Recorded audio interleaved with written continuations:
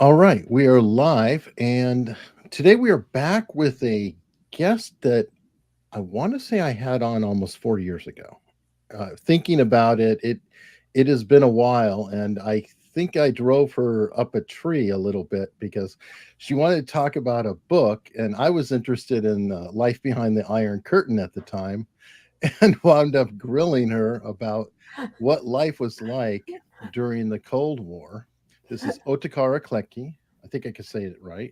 You're saying it perfect, Eric. It's a pleasure to be here again. I'm sorry, my headphones falling out. It's a pleasure Oh, to be here. And yes, yes, we talked about 4 years ago, and it was interesting discussion. It was definitely not what I was imagining it's gonna go to, but it's definitely one of the interviews I most fondly remember. So you did great. It was awesome.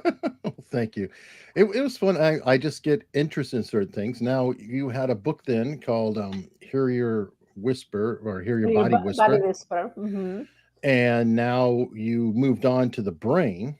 And I believe I did an introduction to one of my former guests who's also featured in the book, Dr. James Fallon, who's That's true. That's true because he's the specialist on psychopaths. So, and because I've been working on a brain book, and in a brain book, psychopaths are so interesting to people, and especially from the brain perspective. So, thank you so much. It was a great introduction, and he endorsed my book, and he definitely took a part in my book. So, thank you so much. I owe you for that.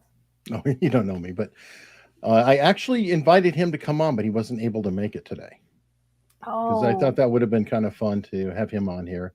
He's a treat. By the way, when I interviewed him, I sidetracked. So there you go. I talked to him about centers of the brain that determine language skills and things like that, and didn't bother with the psychopathy at first. But on that note, today we're going to talk about brains. I'm going to actually be on subject.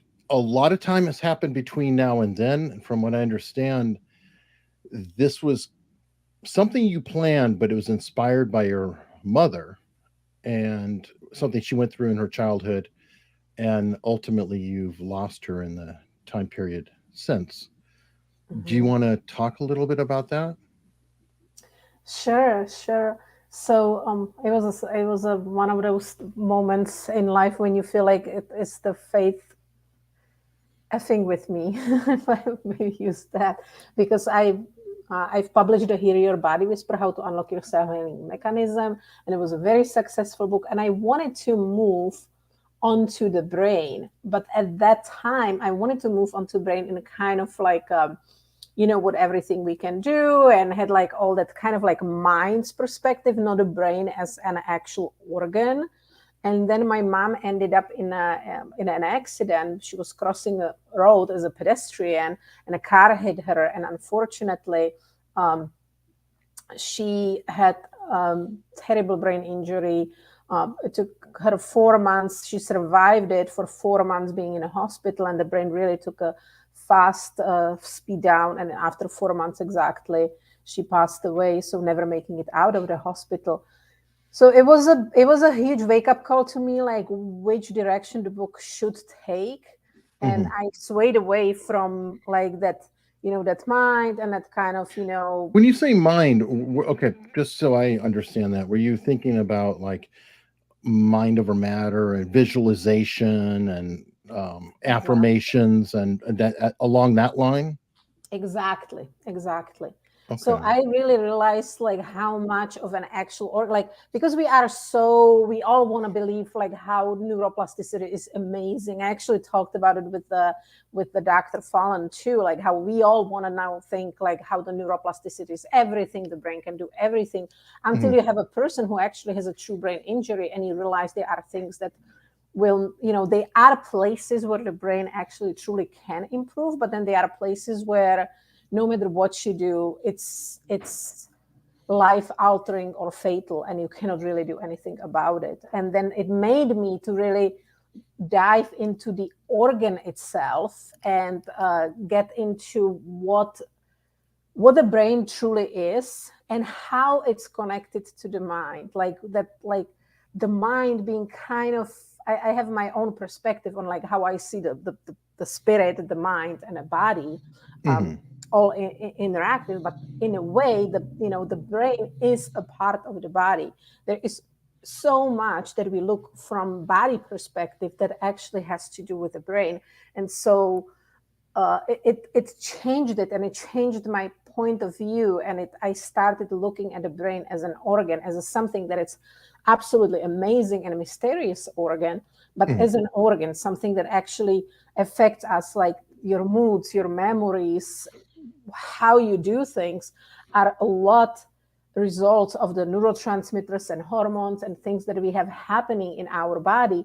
And as much as we affect them with meditation and all kinds of positive thinking, it's a different angle. It's not an angle that you can take from the body, and then there is this physiological angle you can take yourself, like I'm talking about, like what a person can do without actually having other chemicals like prescriptive or non-prescriptive drugs or something like Hmm. that, like how you can actually take back the control over your brain. Because a lot of times the mind, it's kind of, it's this not physical thing. When you say Hmm. mind, you don't grab it, you cannot take it in your hand, you can take in your hand brain.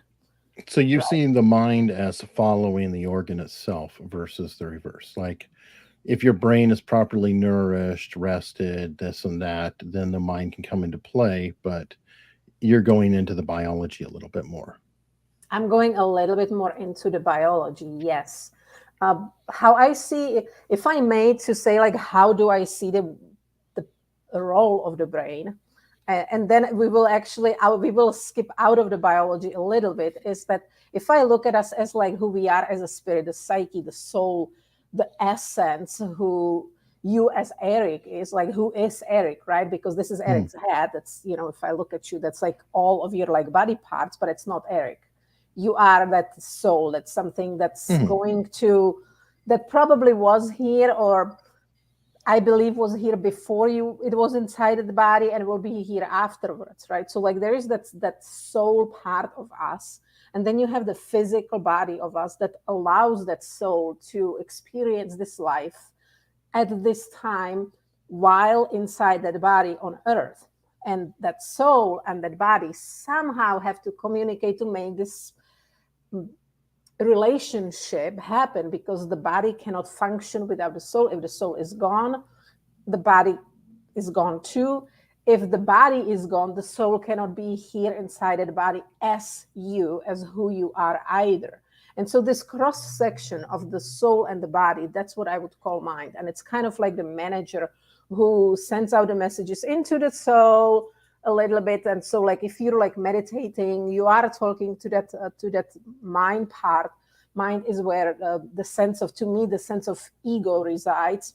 Almost an internal dialogue, so to speak. Right, like it's like that manager that's like giving to the body and the brain to have someone to function in between in this life form. And we have a saying.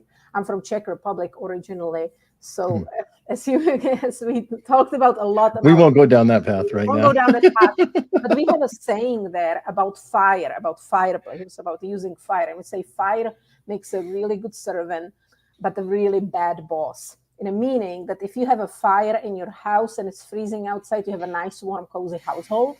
But if Mhm. the fire gets out of that fireplace, it can catch the entire house on fire. You lose your home, you lose Sure. everything.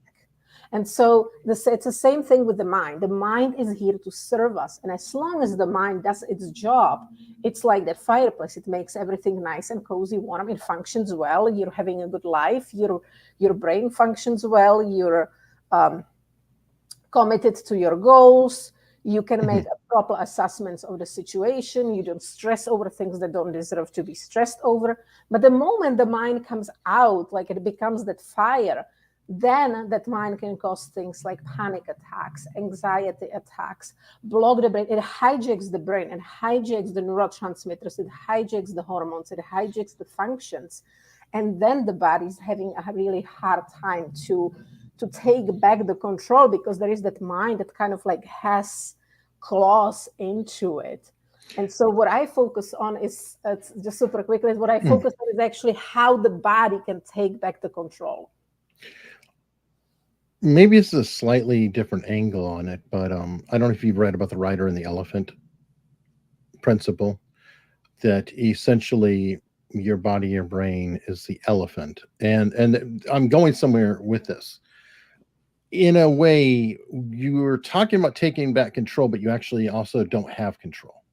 You can nudge, but there are certain imperatives that we're just naturally going to do. Like we make decisions, and then we spend our time justifying the decision we just made.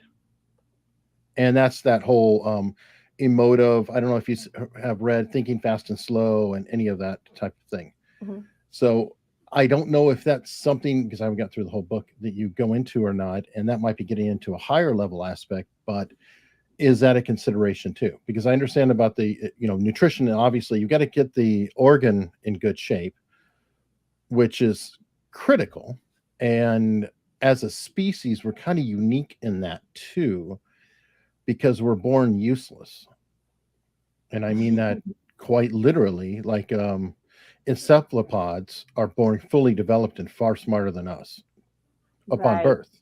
But we're just needy, dumb creatures that have to, draw and draw and draw, and our brain doesn't even fully develop until what, 25, at least physically. Mm-hmm. Um, so where am I going with this? That's true. We can't even walk, but I'm not sure. I'm not sure. But I think what you're saying, and I actually still think I have a little different angle on it, because I'm Mhm. not necessarily focusing nutrition. I spent a lot of years, because I studied the body. I spent a Sure. lot of years going like how healthy you're supposed to eat, till I realized like the nutrition honestly it's like on a number 6 as far as when it comes down to your longevity and like what truly affects you. Like, Mhm. so it's kind of like slowly, like you go down and you go like, wow, like the nutrition is important. Obviously you shouldn't eat junk food, but at some point, like I like besides my books, I coach my clients. A lot of times people think like I would coach them on like how to eat. I'm like, you all know that you should eat more vegetables. You should, it's better for you to eat organic food. All these things we all are inherently already know. We already know it from like 6th grade or even earlier if you had a Mhm. parent who done it. So it's not like that huge of a deal. And there is really no studies that supports that if you're gonna eat goji berries from China, you're gonna live longer. Like it's just there is just nothing that supports that. The strongest thing, honestly, the strongest medicine we do for ourselves is placebo. When it comes, Mhm. if you're gonna believe that whatever the shake you bought for all kinds of money, Mhm. those companies are really awesome at hijacking our brain. And this is again, they're grabbing Sure. our mind, they're hijacking our brain to make us believe that their shake in the morning, their powdered thing that you put in the water, put in your things, going to make you feel better. When actually, from biological point of view, I can tell you it's absolutely nonsense, because you're supposed to chew. It's the one of the worst thing we have done as a humankind in our evolution was when we learned to can food, when we softened the food, when we stopped chewing, because when you eat, your digestion starts in your mouth with your Mhm. Mhm. saliva, not that you swallow some kind of a shake. So like for example, all those things I never found in any way effective, but they work as an amazing placebo effect, and you get a little bit of benefits, but it's not like something that's actually scientifically proven to make a huge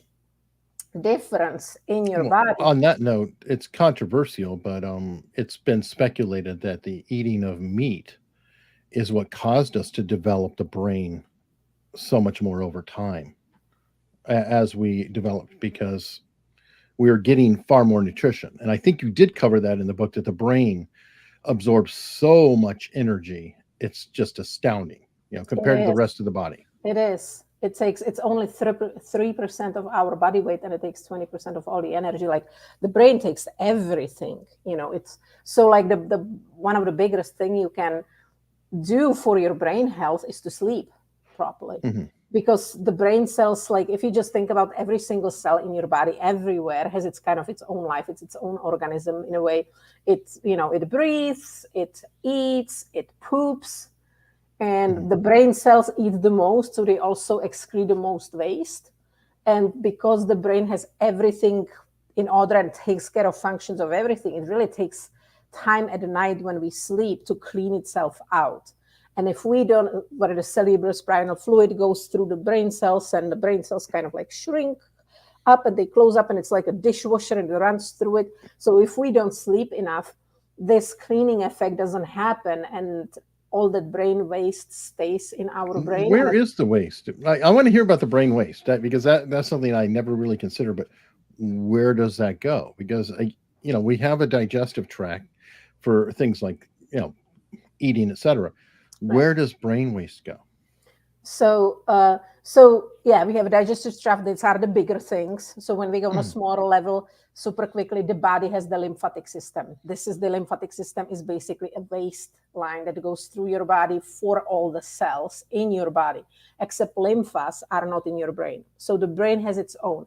It has the cerebral spinal fluid that goes in and that cleans it. Otherwise, your brain cells all day long, they basically, if I make the easiest metaphor, they eat and they poop, and the poop stays right there, and that's the brain waste, right? That's the waste of the neurons, of the glia cells that we have in the brain, and it just stays there through the day. And at the night when we go to sleep, in through the phases of sleep, this is what happens. The brain has a chance. It's not so much in functions of the body, except of the basic biological rhythms. It's literally disconnects our ability to move, so we don't act our sleeps out. We give the brain that like kind of the limp body, right? So the job for the brain to take care of the body, it's much smaller at that time. And so the job of the brain at night is to move our memories from short term to long term. But also what it does, it just runs that cerebral spinal fluid through it, and it cleans that waste, and it just goes out through the spine, and then it's removed out of the, then it's excreted out of the body. But like otherwise, it stays there all day long, and the longer, the less you sleep, the worse it is, because that is the reason why people have Alzheimer's. If you're not gonna sleep enough, you are definitely setting yourself for Alzheimer's, because people with Alzheimer's have a lot of this built up waste. It doesn't happen overnight. You're not going to wake up stupid the next day, but do it for 30 years. Sleep 6 hours a night for 30 years. Not only you're going to cut out about 6 years of your life on average, as your longevity, but also you are very likely end up with Alzheimer's or dementia or some kind of neurocognitive disease as a result. That's weird. I've got some questions coming in on the chat here too. I do like to occasionally do those. Ziggy Shrugs, who's a regular. She read somewhere that major pathways in the brain become set by the age of 6, and it gets harder to redirect from those pathways after adulthood. I don't know if it's 6, because I know talking to Dr. Fallon, he was saying like language pathways get set up to around 12 years old. And he brought up Henry Kissinger as an example, that Henry Kissinger's brother was 1 year off. I think Henry came here when he was 12 and his brother was 11. His brother speaks flawless English with 0 accent, but Henry has a very noteworthy accent. He's like in his 90s now. He's never gotten rid of it. He's been, he speaks English, knows it, but he still has an accent. And Dr. Fallon was saying that's because at 12, your language center kind of shuts down, and you move to another area of the brain for the writing. What have you found though on some of this? That's the Dr. Fallon's very right about it. Like, as you can hear my accent, I've been living in the United States for 20 years, and because I didn't learn the language until I actually started learning English as a teenager in a high school. So so that's when I got it, like 4 times a week in a school. So it was not like a huge, but I never actually had a chance. I never will. A lot of times I run into people and he was like, oh, you've been here so long. How come you still have an accent? I'm like, we'll never ever get rid of it, because it's true around the age of like 11, 12, unless you have a perfect pitch.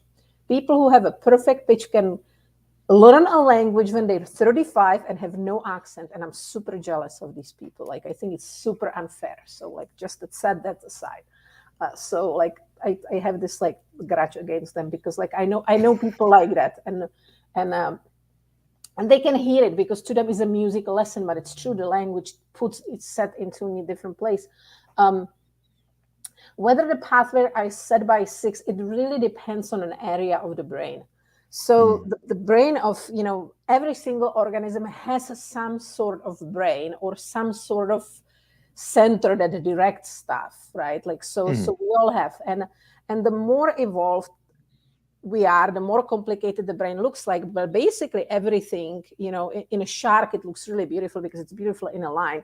They are like the 4 parts of the brain that go like closer to the spine, and then they go further out. And the closest to the spine, those areas are the ones where our basic functions for breathing are. And these are developed when you're born. So you already know how to breathe when you're a baby. So those instinctive things, how your heart's supposed to beat. Your heartbeat's already set in your, I'm pregnant right now. My baby in my belly already has that part of the brain developed, because her heart rate is already 160 beats per minute.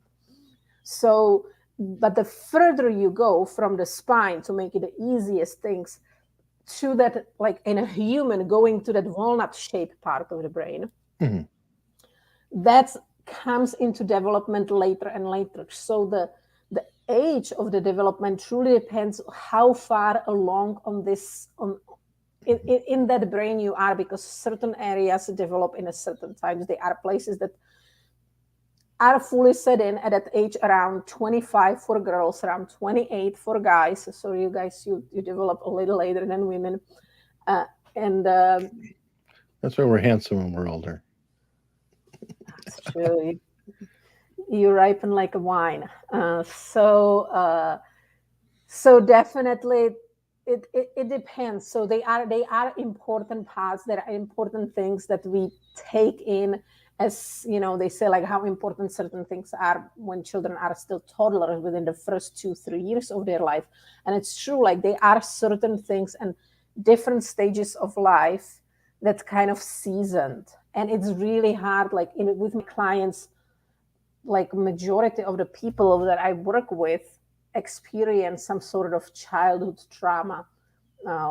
A lot of times a physical childhood trauma that causes them later this disconnection between their like mind and the body, and they kind of like end up subconsciously hating or not liking their body. And then they come to me and they want to, I don't know, lose weight. And then I like realize that we're not even working on that we're working on some kind of a childhood trauma for which the body wants to hang on to the weight, because it's constantly living in a fear of need of the survival. And until we actually take that block out, doesn't matter if they're going to exercise or eat or whatever they want to do. It's not gonna, the body will not let go of those things. And so it's important for the body to clear these things. And it is possible to clear them, but it's not the easiest thing. It really depends. So I would say that's the rider and the elephant that I was talking about, by the way, because the elephant is the lizard brain. It is all the lower level brain activities, if you will, which, fight or flight. That's not something that you can just control. You feel it or you don't feel it, and then you react according to it. But the initial impulse is kind of hardwired into us. And then you can pause and you can adapt to it, but you can't preemptively. Like if I see a rattlesnake, I'm going to react a certain way, especially if I see it, I'm fine. If I hear it and I don't know where it is, I react in a much different way. And that's very low level reptilian survival. That's true. But that's again, that's just a level of your neurotransmitters. I can definitely get you to react differently. That's actually that's the specialty what I do with people. You will have the initial reaction, but the initial reaction is a split second. What happens After the 1 second, less than 1 second, that's on you. That you cannot blame on a no reptilian brain. You have that first flash, the first immediate reaction, right? Um, the adrenaline, it's released. You have the fight or flight reaction. Mm-hmm. But what we did with our modern lifestyle is that, especially with like TV commercials, the news, how we're pummeled everywhere, they string this longer and longer and longer and longer, and want to want us to stay in this place longer. If you have a gazelle in Africa that's going to be chased by a lion, it's going to be in a full-on panic, fight or flight, goes away. But the moment the lion's gone, catches different gazelle and it's already eating, and she is free, she's galloping somewhere else, she'll just go and start grazing, and she has no regrets, no moments of anything, and she just is living her happy life from that moment on. And we can do that, and we can definitely teach that. And this is not anymore that lizard brain. That's something that mind that's like the fire that out of its place makes us stay in for much longer, like, because we don't try to aim for what's healthy in life, like it's truly the place where we're completely healed. We aimed at like just being out of pain, and it's honestly kind of like if you're setting yourself in a GPS, if you take the phone, you set yourself GPS as a destination. I find a lot of people I put as destination. If you ask them if they want to be healthy, whether it's mentally, physically, to them, the definition of being healthy is being free of disease, free of some sort of sickness. And it's like as if we had like one single definition of what is to be sick, or what is to not, like something not to be right with you. It's, you can have a simple cold. Right. Well, you have physiological and then you have philosophical. I mean, so there was obviously a lot of different things. I mean, somebody, if they have cancer, well, then they probably have something going on with their organs, and they do have something going on. Then there's somebody who could be sick in their lifestyle or in a depression or something. I mean, sick is a wide term, and that's a very difficult. And we all know that.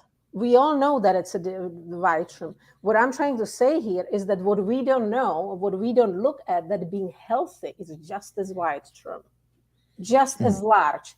And we tend to focus on like being barely healthy instead of being that opposite, like as having a cancer is the let's say the extreme end of being sick.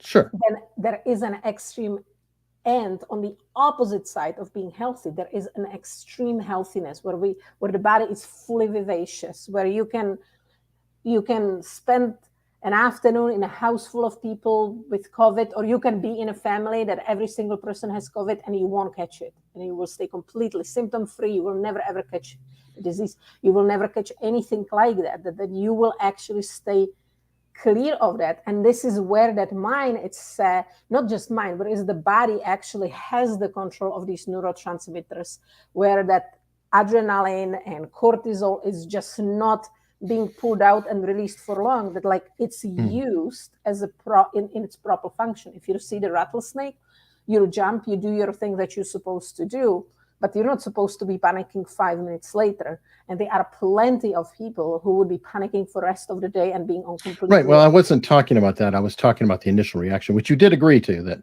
you do have that initial instinct.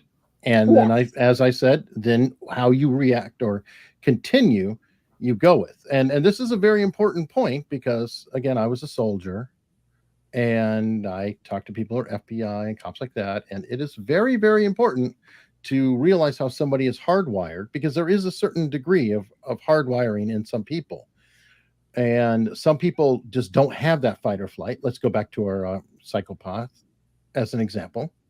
They tend to react very well with a rattlesnake often and things like that, because they don't necessarily have the empathy angle. And again, it depends. And I'm not saying it's bad, good, or otherwise. People can get really, really close. They can get all the way to that 90%, 99%. They can train up, but there are some people that are just a little bit different one way or another. Right, but I think like when it comes down to your physiology, the basic physiology, it's hardwired. It's just a split-second reaction. It's not the reaction a minute later, 1 minute later, few No, I seconds agree. later. I agree. I agree. At, a So you split can go second. like get like quick shock from seeing the rattlesnake, but then you can just go and take the stick and move it out of your way, Right. right? And that's something you can correlate, train yourself to do. Okay. Um, On to the chemicals. Faye wants to know about serotonin levels and how they affect the brain, such as anxiety. And I'm interested in that too, in terms of not only how they do that, but where do you obtain this? What initiates the serotonin? Mhm. So serotonin is definitely the happy molecule. Is the things that keeps us keeps us having being able to enjoy life, right? Hmm. Uh, it's also something that the drug addicts, if the meth addicts, if they take meth, they take like the 1,000 times release dose in the body of serotonin. That's what Hmm. happens to them. That's basically what happens. Why people take heavy drugs, they do it for this reason, because the bliss is so overwhelming. Um, so but the people with low level of serotonin, unfortunately, this is what causes depression. This is one of the major causes of depression. Depressed people, if they don't have enough, if their serotonin it's not leveled up, it's not it's they will definitely suffer, and they unfortunately suffer. Their brain suffers, and then the mind suffers, and it tends to take them down. And so things that we can do, like how to boost very easily, are body positions. If you heard, like if you're standing, if you're gonna stand Stand up straight with 20 your shoulders right. seconds, I was going to like bring up Peterson. yeah, if you're gonna just stand up straight and it was like, if I didn't have my pregnant belly out here, it would look much better. If you're gonna stand up straight and put your hands on your hips and be in that superpower Superman position, you're gonna raise serotonin, you're gonna raise testosterone, whether you're a man or a woman. And so Hmm. moving makes it easier. The physiology of the body can extremely affect the amount of hormones or neurotransmitters we're working with. And this is what I really focus on, because working with the mind, and you have to like meditate, and it's kind of, sometimes it's very hard because the mind's already like somewhere gone. It's just that fire is already taking over. But if you push through and you're going to do exercise, you're going to place your arms out. There are physically positions of your body. If you're going to Hmm. grin, look up, have your sun go in your face, that's going to actively produce vitamin D. You're going to put You're your also going to arms up, breathe you're more going to because you're smile. looking up. It is practically impossible to be depressed in such moments, because you can make these things happen. There are physiological things you can do with your body to produce what you want to produce, whether that's a certain type of exercises, whether it's working with your brain and creating. And this is what I'm trying to work. What I was, when I worked and I tried to figure out a method how to actually do this, it's to literally create a GPS place where you go, like not just healthy, but where the body thrives. And this is what I find the body to be the absolutely happiest and healthiest, is the place of joy. Not just joy like mental joy, but physiological joy, the joy that you see in toddlers when you have the 2-year-olds and running around and jumping around and being like Hmm. super vivacious. That brings this vivaciousness of the body that got me at 45 years old pregnant with half an ovary, and every doctor wondering how that happened. Right. So And you too, I'm sure. me too. I was not really. I'm super happy, but I was not trying to get pregnant, and it's absolutely astounding for everyone that I actually got pregnant. But at my age and with the physiologically, like really, because my body has been under like 10 surgeries there. But anyway, once you come to that place of that physiological joy, where you actually experience physiological joy every single day of your life, your Hmm. body will have this armor around itself. You won't catch diseases. You're not going to have problems of lingering with low serotonin, because the serotonin is going to be up, because the joy, the anandamide, all these joy hormones, all these happy hormones will be functioning in your body, creating all your cells to regenerate in the most beautiful manner. You give your brain enough sleep so it's nice and clean and clear, and everything, like your entire purpose in life changes, and your outlook on life changes. And it's literally taking the physiology of the body. It's not really it is taking a little bit of the mind and a little bit of that part, but you can do it with the body. The body itself can help you to gain control. And while both angles are correct, I'm not saying they're not. My angle that I focus on is actually the angle that you take from the body to find the destination for the body, to look for where do you actually experience joy. And if you schedule that joy, you learn to find it, you learn to experience it inside your body, and you learn to experience it for a few minutes. I'm not talking long. I'm not talking that like you have to be like joyous all day long. We're grown-ups. We all have to go to work. We all have things to do. So, but if you experience that for 5 minutes a day, your entire life changes. You'll have energy, you'll sleep, you're going to be healthy, you're not going to catch diseases. You're just going to be like a child, like vivacious in your existence. Okay. Zinz has a question. Interesting.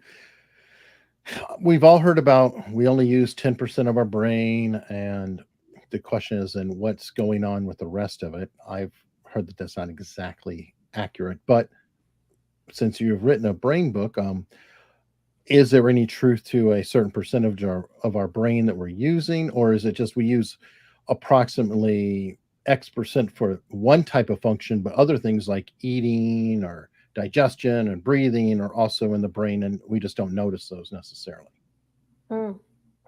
So this 10% of the brain this is a long old theory that came from the time when we actually measured, when it first, it was from the 20th century, when we measured the brain cells, the neurons that actually till this day get all the credit. Like if you think of the brain cell, everybody thinks of a neuron. Nobody thinks there is any other brain cell. And they are other brain cells. Neurons are 10% of the brain, and this is where the 10% came about.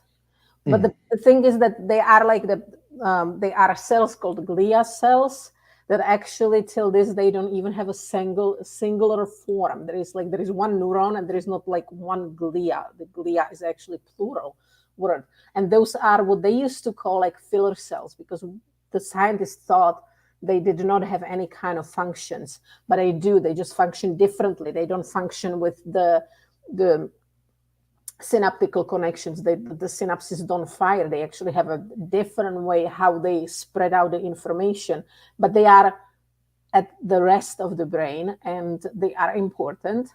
And so That's where the neuroplasty takes place, isn't it? Where you're carving the paths, isn't that in the glials, or am I off? It actually, that one actually, the neuroplasticity still takes place within the changing the pathways of like how the neurons fire together. Okay. But it's the brain is very mysterious.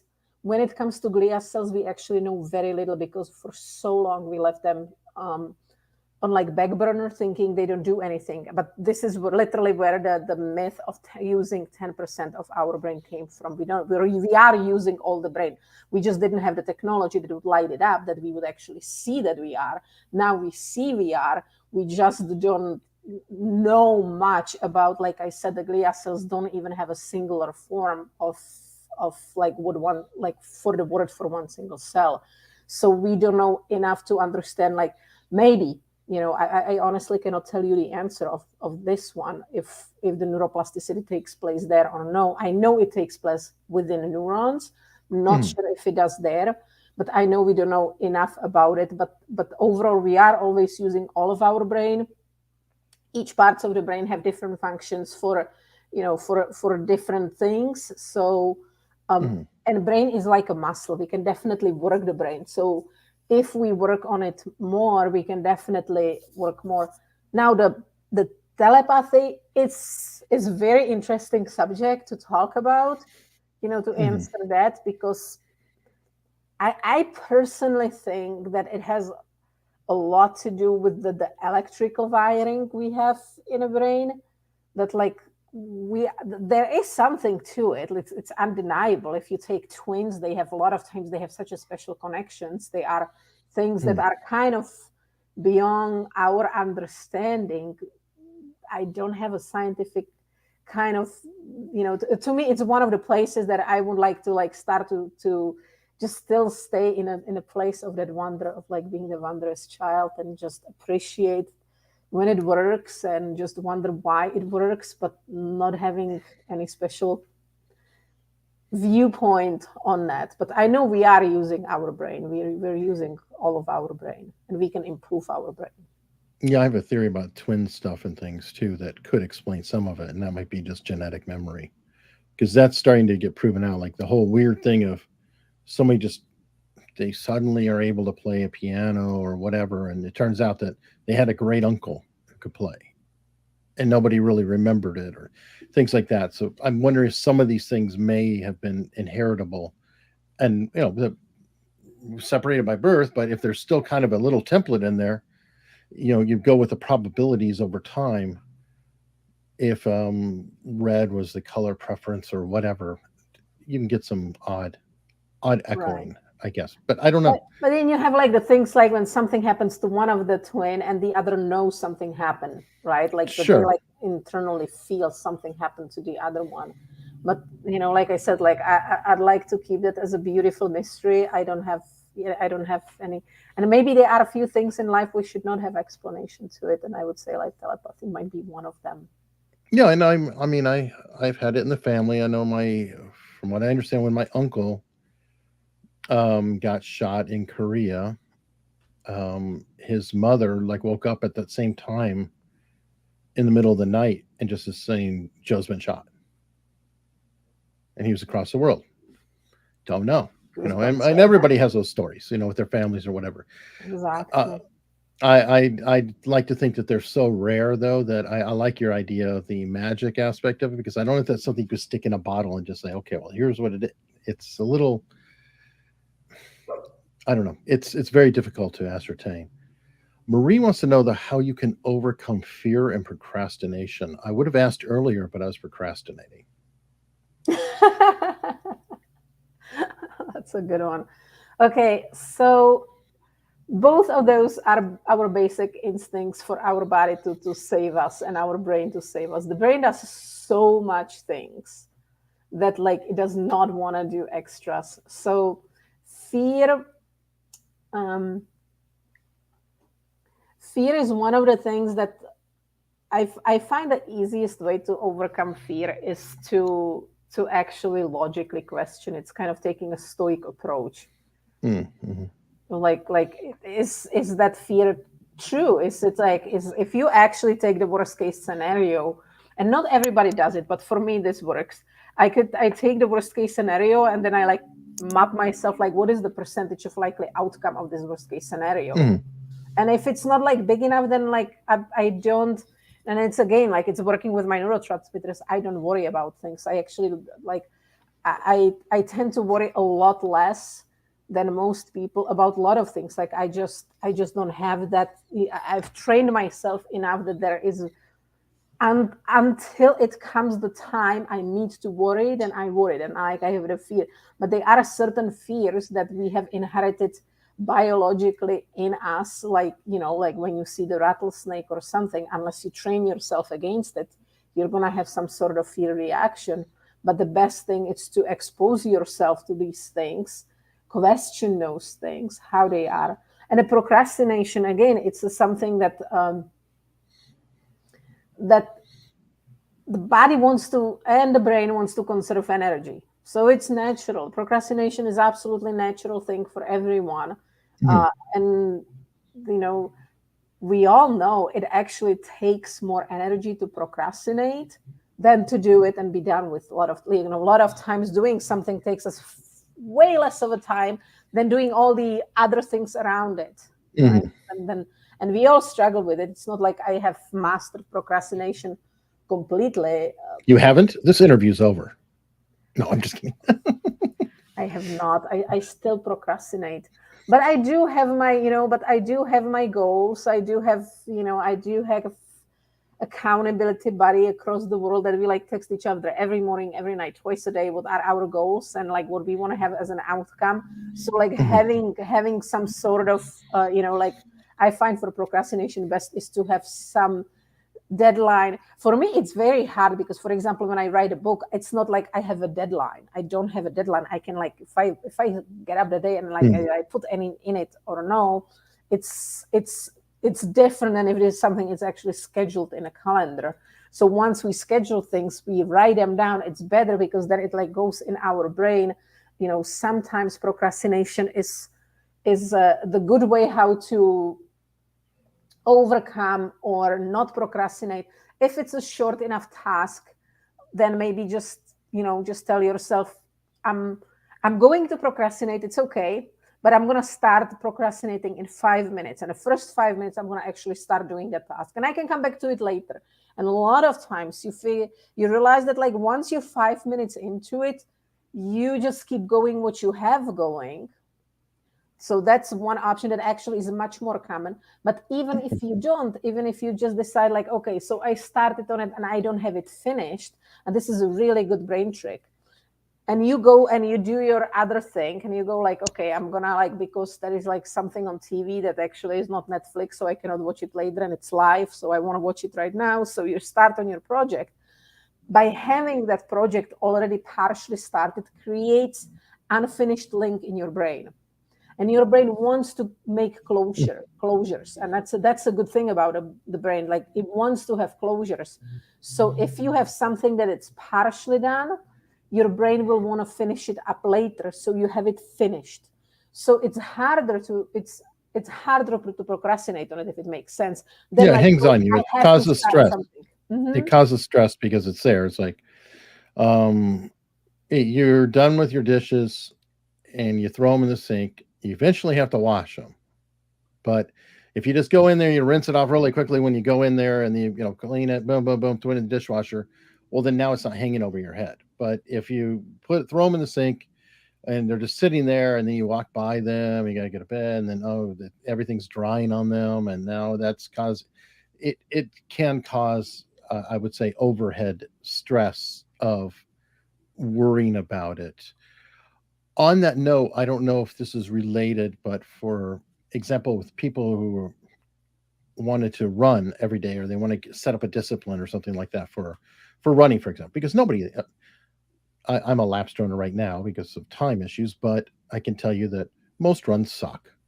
You get a few good ones and you're like, oh my God, that was amazing. I can't believe it went well. And then every other one hurts and every other one sucks. And that's why it's a perfect drug, because you're always trying to chase that one good run. The runner's high.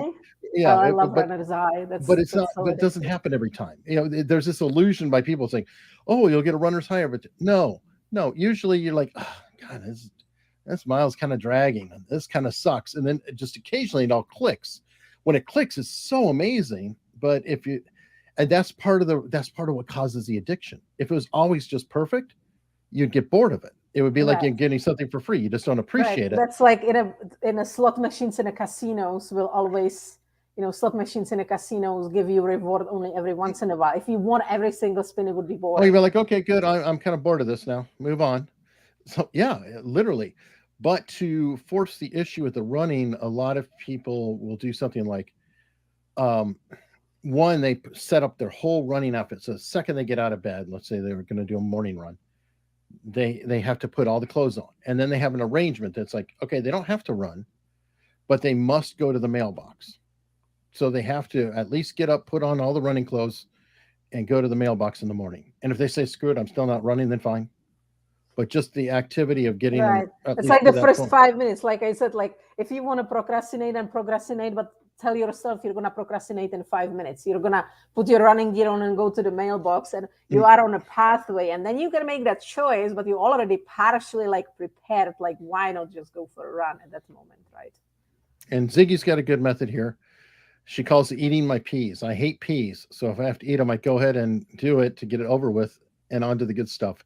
And by the way, Ziggy, I do that with things. My wife thinks I eat like a child, but I always eat the things I like the least first to get them out of the way. And usually those are the more nutritious things, sadly. Gavin wants to know, question for you. Does having too many unfinished projects at once create issues and further slow your thought processes down? Absolutely. Most definitely. If you ask this question, you already know it. You already know, I'm sure you know the answer He's yourself. looking for reinforcement. I know Gavin, he's a friend.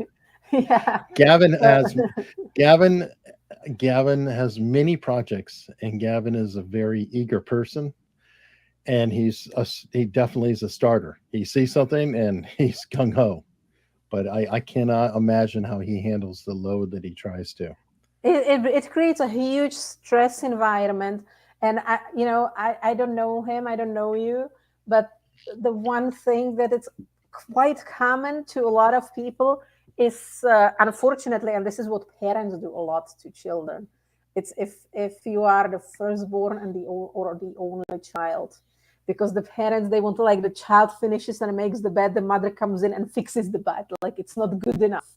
And Mm. so they teach us that if we finish a project, that, like, you not only not get rewarded, but like you feel actually down because, like, they did not see it as a good enough project. That's why, like, the last born kids, if they're like the 5 kids in a family, and the fifth one, they'll finish whatever, even if it's good or bad, they're always happy with the result, right? Like, but Mm-hmm. the firstborns in a family, they are like the leaders, they are the ones who take care later of the other ones, but they are also the ones where the parents had only one child for certain period of time of this important part of the development. And we Well, talk the about this parents are later. developing too, by the way. Parents haven't figured it out yet either. They're still learning. So that's part of the Right. And like problem. once you have multiple kids, you stop doing these things so much. Like, you maybe you realize that, like, it's just good enough if they, like, actually finish the projects. But a lot of times with only children and firstborn, this happens, that, like, they start and they're happy about the project, but they don't finish it. Firstborn. Gavin says he was a There firstborn. is a saying that I love. It's old as hell, but perfect is the enemy of done. Haven't heard that. It's true. Because sometimes, I mean, take your books. You've written a couple, right? Hmm. I bet you could still do more. Bet you could still improve them. I bet you could still find more to put in them. Oh But at yes. some point, you have to say, you know what was it Steve Jobs said? Real artistship. And that's there is a certain point where you just have to say, I'm done. Yes, absolutely, absolutely. Yes, this is the what I call the editing vortex. It's not that hard to write a book. Like, everybody thinks, like, the writing, and you spend like all the time writing. Writing takes about 10% of producing the book itself. Wow. Sorry for my dogs. Um, so the writing the book takes maybe 10% of my time to actually write it. The remaining process, like the majority, like 4 times as long, takes me to edit it, because then I'm going to finish up and you polishing the rough angles. And it's true, and a lot of people end up there, that they end up polishing their book forever and forever and forever, when they're still seeing the mistakes, still seeing something. So for myself, when it comes down to my books, for example, I do have a system that I go, like, specifically, this is what I'm correcting, and this is the line of edits, and I go like 4 times through the book, and each time I focus on a certain thing. Like, first time it's just like the rough polish, but then it might be, you know that I have things organized, and I'll make Hmm. sure things are organized, and I don't focus on it. I force myself not to focus on anything else. Grammar being the last one at the last bit, because obviously English is not my first language, so I hire like 2 other people to make sure the grammar is correct, like grammar is done correctly, and it's like my least amount of focus. But like each time I go through, I actually focus on certain things, and when I'm happy with that things, I let it go and I don't come back to it, because it's true. Otherwise, you end up in that vicious cycle to do it over and over and over, and never being actually comfortable. There's another trap too, And you're talking about writing only taking 10%. Well, the types of books you're doing involve research. And research is a wonderful, because honestly, writing sucks and it's boring, but research is fun. Oh, that's so Like, much that's fun. when you're learning and you're discovering, and it's really exciting. And you can very easily get caught in a loop of Oh not my getting down and actually writing. Why? Oh, but I haven't researched that enough. Oh, did I know that? And then you can go down every rabbit hole in the I world, know. and it's a perfect, beautiful thing. And you feel like you're productive, right? I mean, it's super, you're learning and No, you're just going to, you read three books or a whole bunch of things to write a single paragraph. Mhm. Been there with Yes. my brain book was like that. Yeah, definitely. It was a 2 year project of never ending super fun research and talking to the best neuroscientists in the world and having that and just like diving now. And then you realize you don't even use that stuff anymore. Like it's so much, it's so overwhelming, and it would for the purpose of the task. It's true. It's a very fun place to go. So those are the fun things in life that we have, but we do have to, if we want to overcome that, we actually do need to create ourselves some structure. All right. Well, on that note, we're coming into our hour. Now you gave me a link, and you want to tell me what that's all about? Yes. So I'm so grateful to be here, and it was amazing. And I wanted to thank everybody who showed up live or get to see it later. So I put up a couple links. One is just for my website, which is Mhm. otakaraklettke.com. And the other one, I thought, like, as if anyone wants to talk to me further and wants to know their own specific situation and maybe spend an hour on a Zoom call, I thought I'll take 5 people and I'll give you a breakthrough session that normally is a $500 session, free. And it's a bit.ly link here. It's the bit.ly Eric gift, so it's just for the first 5 people who apply and can find a time, and it will take you to my scheduling calendar, and we can look at your very specific case, and we can look at like how to help you and how to have the breakthrough, how to help your brain to actually get hang on those neurotransmitters, your life, your health, or whatever I can serve you with. Awesome, man. Folks, I did put our book links in there too, because you can always get the books and read those. And they're not super long. So I mean they're good, pretty accessible, I guess would be the way I can put it. So It's my books are about like what the today's average. This is my brain books about, yeah. and she covers a lot in it. I mean, for it's very tightly written, which is super helpful. Check it out. I do have the link in the description right now, so I imagine that it's going to run out in no time. But first 5 of you, please check it out. And if you like this kind of material, consider subscribing, tell a friend. And Otakara, thank you so much. Thank you, Eric. It was a pleasure to be here as the first time. So super grateful to be here. Super happy to see you again after so many years, so few years. So hopefully I'll see you in a few years again.